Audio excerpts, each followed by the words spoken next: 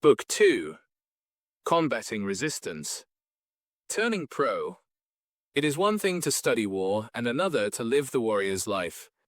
Telamon of Arcadia, mercenary of the 5th century BC. Professionals and amateurs. Aspiring artists defeated by resistance share one trait. They all think like amateurs. They have not yet turned pro. The moment an artist turns pro is as epical as the birth of his first child. With one stroke, everything changes. I can state absolutely that the term of my life can be divided into two parts, before turning pro and after. To be clear, when I say professional, I don't mean doctors and lawyers, those of the professions. I mean the professional as an ideal. The professional in contrast to the amateur. Consider the differences. The amateur plays for fun. The professional plays for keeps. To the amateur, the game is his avocation. To the pro, it's his vocation. The amateur plays part-time, the professional full-time. The amateur is a weekend warrior. The professional is there 7 days a paddle week. The word amateur comes from the Latin root meaning to love. The conventional interpretation is that the amateur pursues his calling out of love, while the pro does it for money. Not the way I see it. In my view, the amateur does not love the game enough. If he did, he would not pursue it as a sideline, distinct from his real vocation. The professional loves it so much he dedicates his life to it. He commits full time. That's what I mean when I say turning pro. Resistance hates it when we turn pro. APROFESSIONAL. Someone once asked Somerset Maugham if he wrote on a schedule or only when struck by inspiration. I write only when inspiration strikes, he replied. Fortunately, it strikes every morning at 9 o'clock sharp. That's a pro. In terms of resistance, Maugham was saying, I despise resistance. I will not let it faze me. I will sit down and do my work. Maugham reckoned another deeper truth, that by performing the mundane physical act of sitting down and starting to work, he set in motion a mysterious but infallible sequence of events that would produce inspiration, as surely as if the goddess had synchronized her watch with his. He knew if he built it, she would come. What a writer's day feels like. I wake up with a gnawing sensation of dissatisfaction.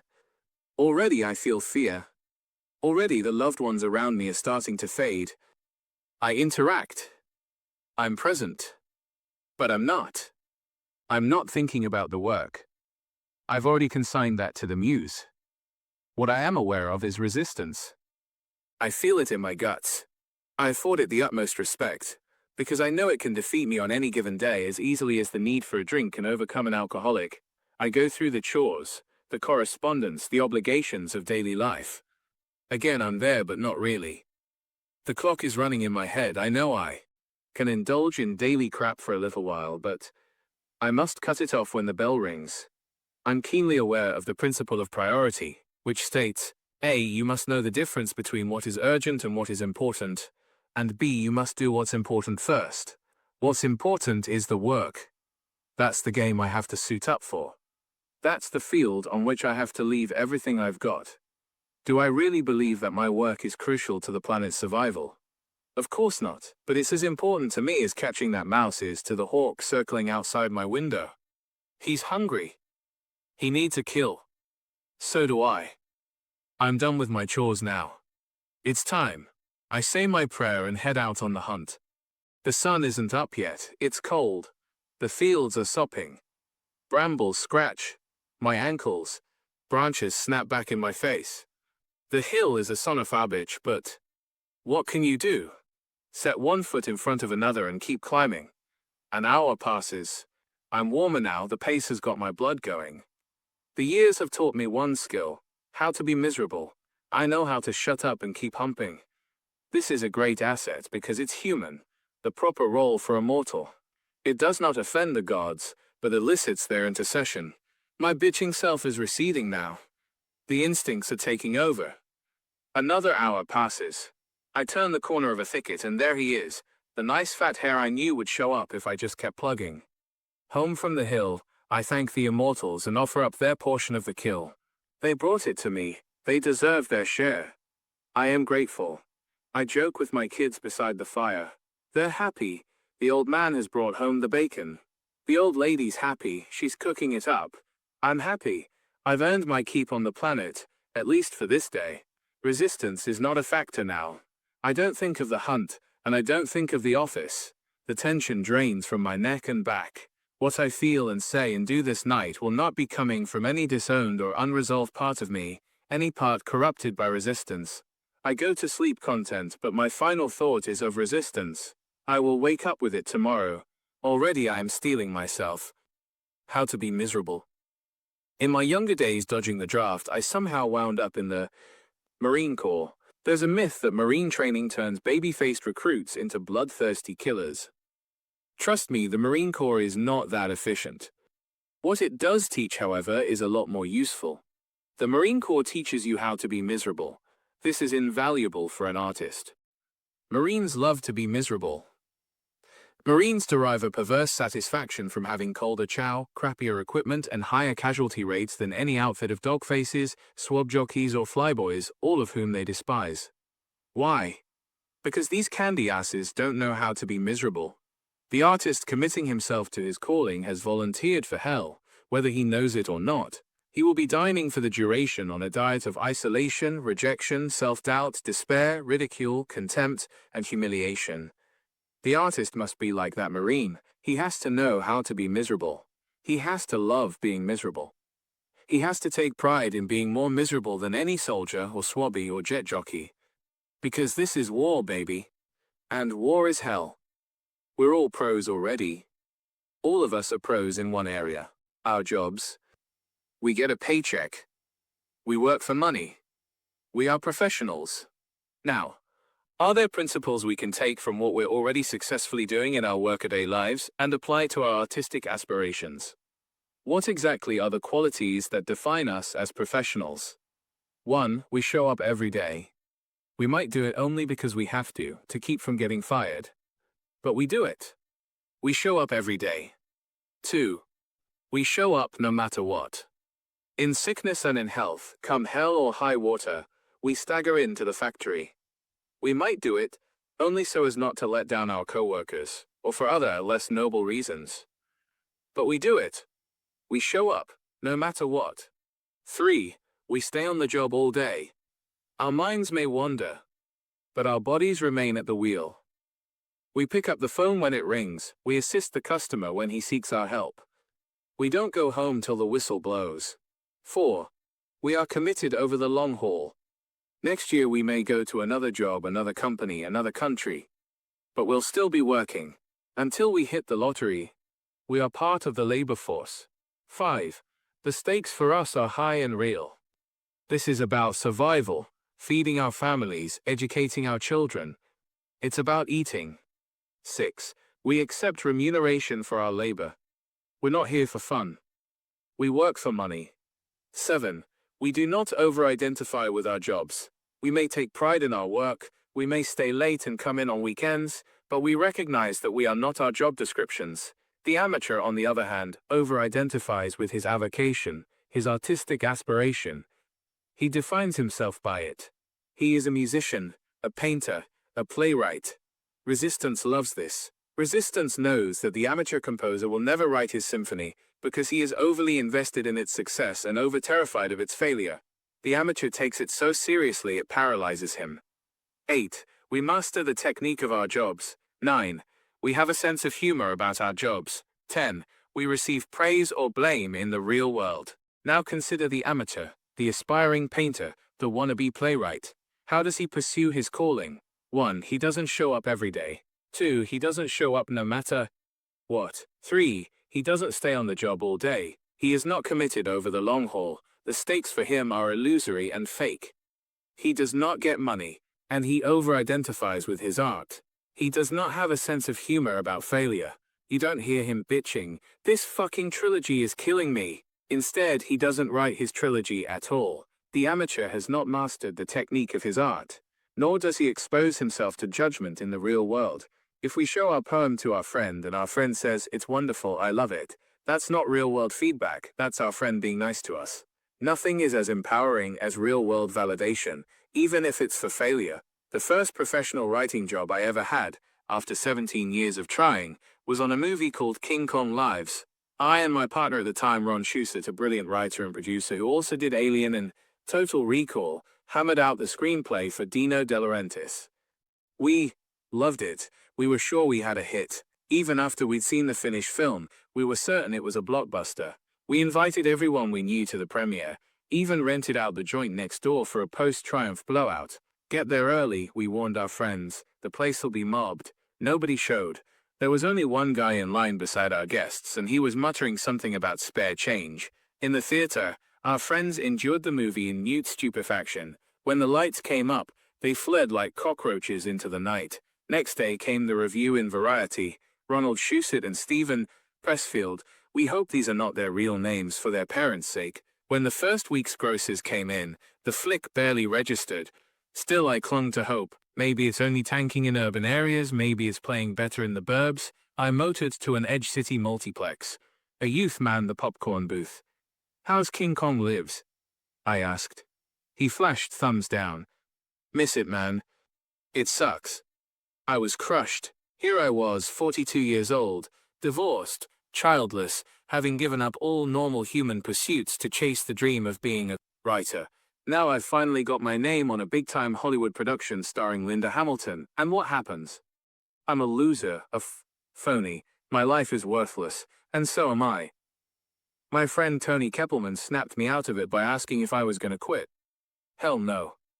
Then be happy. You're where you wanted to be, aren't you? So you're taking a few blows. That's the price for being in the arena and not on the sidelines. Stop complaining and be grateful.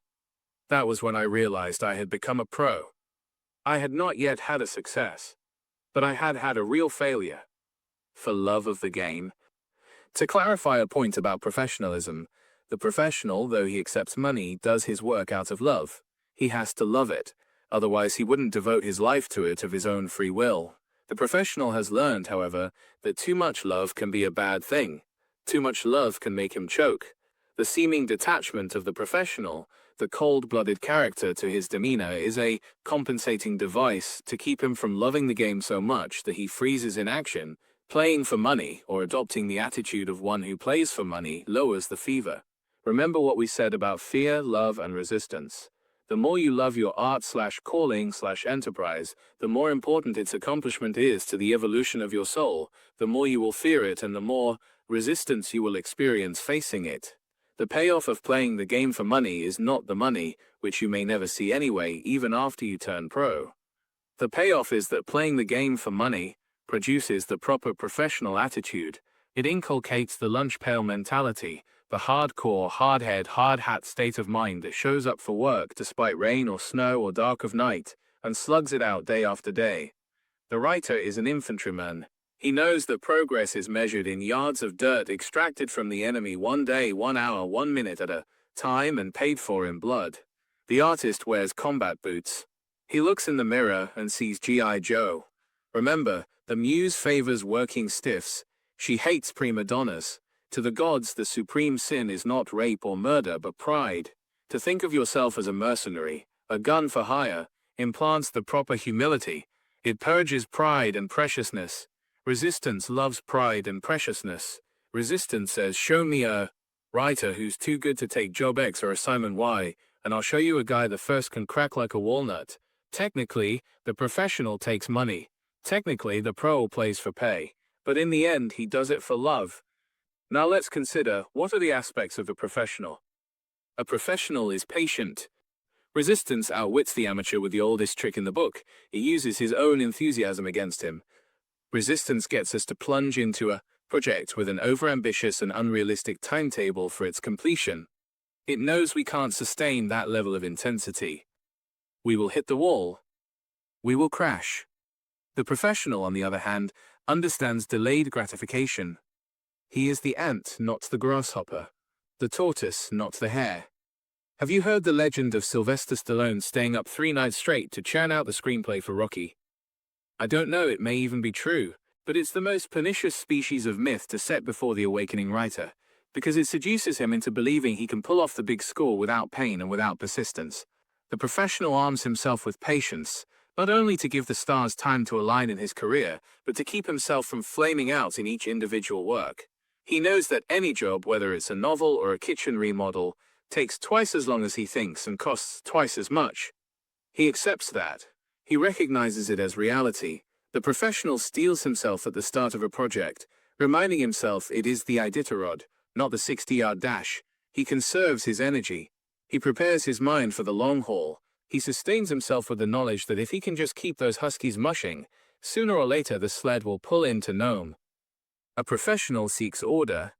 When I lived in the back of my Chevy van, I had to dig my typewriter out from beneath layers of tire tools, dirty laundry, and moldering paperbacks. My truck was a nest, a hive, a hellhole on wheels whose sleeping surface I had to clear each night just to carve out a foxhole to snooze in. The professional cannot live like that. He is on a mission. He will not tolerate disorder. He eliminates chaos from his world in order to banish it from his mind. He wants the carpet vacuumed and the threshold swept so the muse may enter and not soil her gown. A professional demystifies. A pro views her work as craft, not art. Not because she believes art is devoid of a mystical dimension. On the contrary, she understands that all creative endeavor is holy, but she doesn't dwell on it. She knows if she thinks about that too much, it will paralyze her. So she concentrates on technique. The professional masters how, and leaves what and why to the gods. Like Somerset Maugham, she doesn't wait for inspiration, she acts in the anticipation of its apparition. The professional is acutely aware of the intangibles that go into inspiration. Out of respect for them, she lets them work. She grants them their sphere while she concentrates on hers. The sign of the amateur is overglorification of and preoccupation with the mystery. The professional shuts up. She doesn't talk about it. She does her work. A professional acts in the face of fear. The amateur believes he must first overcome his fear. Then he can do his work. The professional knows that fear can never be overcome. He knows there is no such thing as a fearless warrior or a dread-free artist. What Henry Fonda does, after puking into the toilet in his dressing room, is to clean up and march out on stage. He's still terrified, but he forces himself forward in spite of his terror. He knows that once he gets out into the action, his fear will recede and he'll be okay. A professional accepts no excuses. The amateur, underestimating resistance's cunning, permits the flu to keep him from his chapters. He believes the serpent's voice in his head that says mailing off that manuscript is more important than doing the day's work. The professional has learned better. He respects resistance. He knows if he caves in today, no matter how plausible the pretext, he'll be twice as likely to cave in tomorrow. The professional knows that resistance is like a telemarketer. If you so much as say hello, you're finished. The pro doesn't even pick up the phone. He stays at work. A professional plays it as it lays. My friend the Hawk and I were playing the first hole at Pessfield in Scotland. The wind was howling out of the left. I started an 8-iron 30 yards to windward, but the gale caught it. I watched in dismay as the ball sailed hard right, hit the green going sideways and bounded off into the cabbage. Son of a bitch. I turned to our caddy. Did you see the wind take that shot? He gave that look that only Scottish caddies can give. Well, you've got to play the wind now, don't ye? The professional conducts his business in the real world. Adversity, injustice, bad hops and rotten calls, even good breaks and lucky bounces all comprise the ground over which the campaign must be waged. The field is level, the professional understands, only in heaven. A professional is prepared. I'm not talking about craft, that goes without saying. The professional is prepared at a deeper level. He is prepared, each day, to confront his own self-sabotage. The professional understands that resistance is fertile and ingenious. It will throw stuff at him that he's never seen before. The professional prepares mentally to absorb blows and to deliver them. His aim is to take what the day gives him. He is prepared to be prudent and prepared to be reckless, to take a beating when he has to, and to go for the throat when he can. He understands that the field alters every day. His goal is not victory. Success will come by itself when it wants to, but to handle himself, his insides, as sturdily and steadily as he can. A professional does not show off. A professional's work has style. It is distinctively his own. But he doesn't let his signature grandstand for him. His style serves the material. He does not impose it as a means of drawing attention to himself. This doesn't mean that the professional doesn't throw down a 360 tomahawk jam from time to time, just to let the boys know he's still in business. A professional dedicates himself to mastering technique. The professional respects his craft. He does not consider himself superior to it. He recognizes the contributions of those who have gone before him. He apprentices himself to them. The professional dedicates himself to mastering technique not because he believes technique is a substitute for inspiration, but because he wants to be in possession of the full arsenal of skills when inspiration does come. The professional is sly. He knows that by toiling beside the front door of technique, he leaves room for genius to enter by the back. A professional does not hesitate to ask for help. Tiger Woods is the greatest golfer in the world. Yet he has a teacher. He works with Butch Harmon. And Tiger doesn't endure this instruction or suffer through it. He revels in it. It's his keenest professional joy to get out there on the practice tee with Butch, to learn more about the game he loves. Tiger Woods is the consummate professional. It would never occur to him, as it would to an amateur, that he knows everything or can figure everything out on his own. On the contrary, he seeks out the most knowledgeable teacher and listens with both ears. The student of the game knows that the levels of revelation that can unfold in golf, as in any art, are inexhaustible. A professional distances herself from her instrument. The pro stands at one remove from her instrument, meaning her person, her body, her voice, her talent, the physical, mental, emotional, and psychological being she uses in her work. She does not identify with this instrument. It is simply what God gave her, what she has to work with. She assesses it coolly, impersonally, objectively. The professional identifies with her consciousness and her will, not with the matter that her consciousness and will manipulate to serve her art. Does Madonna walk around the house in comb bras and come fuck me bustiers? She's too busy planning D-Day.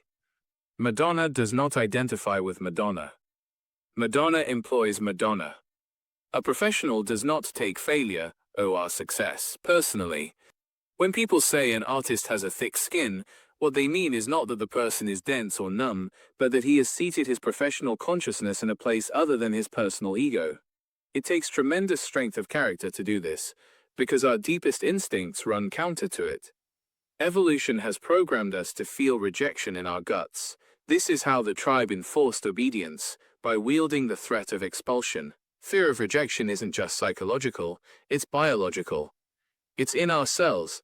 Resistance knows this and uses it against us. It uses fear of rejection to paralyze us and prevent us, if not from doing our work, then from exposing it to public evaluation. I had a dear friend who had labored for years on an excellent and deeply personal novel. It was done. He had it in its mailing box, but he couldn't make himself send it off. Fear of rejection unmanned him. The professional cannot take rejection personally because to do so reinforces resistance. Editors are not the enemy. Critics are not the enemy. Resistance is the enemy. The battle is inside our own heads. We cannot let external criticism, even if it's true, fortify our internal foe. That foe is strong enough already. A professional schools herself to stand apart from her performance, even as she gives herself to it heart and soul. The Bhagavad Gita tells us we have a right only to our labor, not to the fruits of our labor. All the warrior can give is his life. All the athlete can do is leave everything on the field. The professional loves her work. She is invested in it wholeheartedly, but she does not forget that the work is not her. Her artistic self contains many works and many performances. Already the next is percolating inside her. The next will be better, and the one after that better still. The professional self validates. She is tough-minded. In the face of indifference or adulation, she assesses her stuff coldly and objectively. Where it fell short, she'll improve it. Where it triumphed, she'll make it better still. She'll work harder.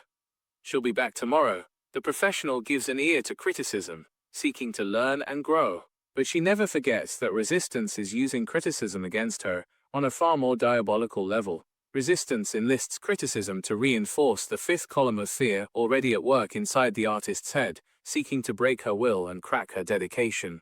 The professional does not fall for this. Her resolution before all others remains. No matter what, I will never let resistance beat me. A professional endures adversity. I had been in Tinseltown 5 years, had finished 9 screenplays on spec, none of which had sold. Finally, I got a meeting with a big producer. He kept taking phone calls. Even as I pitched my stuff, he had one of those headset things, so he didn't even have to pick up a receiver. The calls came in and he took them. Finally, one came that was personal. "Would you mind?" he asked, indicating the door. "I need some privacy on this one." I exited. The door closed behind me. 10 minutes passed. I was standing out by the secretaries. 20 more minutes passed. Finally, the producer's door opened. He came out pulling on his jacket. "Oh, I'm so sorry." He had forgotten all about me. "I'm human." This hurt. I wasn't a kid either. I was in my 40s with a rap sheet of failure as long as your arm. The professional cannot let himself take humiliation personally. Humiliation, like rejection and criticism, is the external reflection of internal resistance. The professional endures adversity. He lets the bird shit splash down on his slicker, remembering that it comes clean with a heavy-duty hosing. He himself, his creative center, cannot be buried even beneath a mountain of guano. His core is bulletproof. Nothing can touch it unless he lets it. I saw a fat, happy old guy once in his Cadillac on the freeway. He had the AC going, Pointer Sisters on the CD, puffing on a stogie. His license plate, Dues PD. The professional keeps his eye on the donut and not on the hole. He reminds himself it's better to be in the arena, getting stomped by the bull, than to be up in the stands or out in the parking lot. A professional self-validates. An amateur lets the negative opinion of others unman him. He takes external criticism to heart, allowing it to trump his own belief in himself and his work. Resistance loves this. Can you stand another Tiger Woods story? With 4 holes to go on the final day of the 2001 Masters, which Tiger went on to win, completing the all 4 majors at one-time slam, some chucklehead in the gallery snapped a camera shutter at the top of Tiger's backswing. Incredibly, Tiger was able to pull up in mid-swing and back off the shot. But that wasn't the amazing part. After looking daggers at the malefactor, Tiger recomposed himself, stepped back to the ball and striped it 310 down the middle. That's a professional.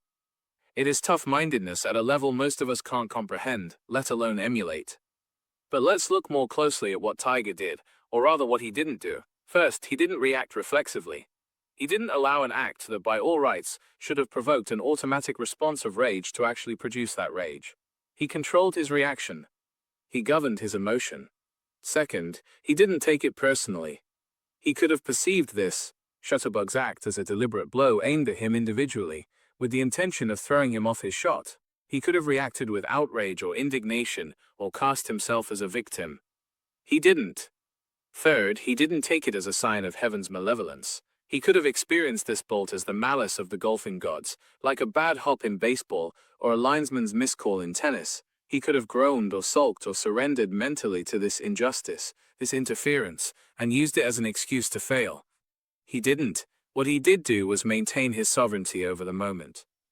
He understood that, no matter what blow had befallen him from an outside agency, he himself still had his job to do, the shot he needed to hit right here, right now. And he knew that it remained within his power to produce that shot. Nothing stood in his way except whatever emotional upset he himself chose to hold on to. Tiger's mother, Kultida, is a Buddhist. Perhaps from her he had learned compassion, to let go of fury at the heedlessness of an overzealous shutter clicker. In any event, Tiger Woods, the ultimate professional, vented his anger quickly with a look, then recomposed himself and returned to the task at hand. The professional cannot allow the actions of others to define his reality. Tomorrow morning the critic will be gone, but the writer will still be there facing the blank page. Nothing matters but that he keep working. Short of a family crisis or the outbreak of World War III, the professional shows up, ready to serve the gods. Remember, resistance wants us to cede sovereignty to others. It wants us to stake our self-worth, our identity, our reason for being, on the response of others to our work. Resistance knows we can't take this. No one can. The professional blows critics off. He doesn't even hear them. Critics, he reminds himself, are the unwitting mouthpieces of resistance, and as such can be truly cunning and pernicious. They can articulate in their reviews the same toxic venom that resistance itself concocts inside our heads. That is their real evil. Not that we believe them, but that we believe the resistance in our own minds, for which critics serve as unconscious spokespersons. The professional learns to recognize envy-driven criticism and to take it for what it is, the supreme compliment. The critic hates most that which he would have done himself if he had had the guts. A professional recognizes her limitations. She gets an agent, she gets a lawyer, she gets an accountant. She knows she can only be a professional at one thing. She brings in other pros and treats them with respect. A professional reinvents himself. Goldie Hawn once observed that there are only 3 ages for an actress in Hollywood: Babe, DA, and Driving Miss Daisy. She was making a different point, but the truth remains. As artists, we serve the muse, and the muse may have more than one job for us over our lifetime. The professional does not permit himself to become hidebound within one incarnation, however comfortable or successful. Like a transmigrating soul, he shucks his outworn body and dons a new one. He continues his journey. A professional is recognized by other professionals. The professional senses who has served his time and who hasn't. Like Alan Ladd and Jack Palance circling each other in Shane, a gun recognizes another gun. You, Inc. When I first moved to Los Angeles and made the acquaintance of working screenwriters, I learned that many had their own corporations. They provided their writing services not as themselves but as loanouts from their one-man businesses. Their writing contracts were F/S/O for services of themselves. I had never seen this before. I thought it was pretty cool. For a writer to incorporate himself has certain tax and financial advantages. But what I love about it is the metaphor. I like the idea of being myself, Inc. That way I can wear 2 hats. I can hire myself and fire myself. I can even, as Robin Williams once remarked of writer-producers, blow smoke up my own ass. Making yourself a corporation, or just thinking of yourself in that way, reinforces the idea of professionalism because it separates the artist doing the work from the will and consciousness running the show. No matter how much abuse is heaped on the head of the former, the latter takes it in stride and keeps on trucking. Conversely, with success, youth writer may get a swelled head, but you, the boss, remember how to take yourself down a peg. Have you ever worked in an office? Then you know about Monday morning status meetings. The group assembles in the conference room, and the boss goes over what assignments each team member is responsible for in the coming week. When the meeting breaks up, an assistant prepares a worksheet and distributes it. When this hits your desk an hour later, you know exactly what you have to do that week. I have one of those meetings with myself every Monday. I sit down and go over my assignments. Then I type it up and distribute it to myself. I have corporate stationery and corporate business cards and a corporate checkbook. I write off corporate expenses and pay corporate taxes. I have different credit cards for myself and my corporation. If we think of ourselves as a corporation, it gives us a healthy distance on ourselves. We're less subjective. We don't take blows as personally. We're more cold-blooded. We can price our wares more realistically. Sometimes, as Joe Blow himself, I'm too mild-mannered to go out and sell. But as Joe Blow, Inc., I can pimp the hell out of myself. I'm not me anymore. I'm me, Inc. I'm a pro. A critter that keeps coming. Why does resistance yield to our turning pro? Because resistance is a bully. Resistance has no strength of its own. Its power derives entirely from our fear of it. A bully will back down before the runtiest twerp who stands his ground. The essence of professionalism is the focus upon the work and its demands while we are doing it, to the exclusion of all else. The ancient Spartans schooled themselves to regard the enemy, any enemy, as nameless and faceless. In other words, they believed that if they did their work, no force on earth could stand against them. In The Searchers, John Wayne and Jeffrey Hunter pursue the war chief Scar, who has kidnapped their young kinswoman, played by Natalie Wood. Winter stops them, but Wayne's character, Ethan Edwards, does not slacken his resolve. He'll return to the trail in spring, he declares, and, sooner or later, the fugitive's vigilance will slacken. Ethan seems he never learns there's such a thing as a critter that might just keep coming on. So we'll find him in the end, I promise you that, just as sure as the turning of the earth. The pro keeps coming on. He beats resistance at its own game by being even more resolute and even more implacable than it is. No mystery. There's no mystery to turning pro. It's a decision brought about by an act of will. We make up our minds to view ourselves as pros and we do it.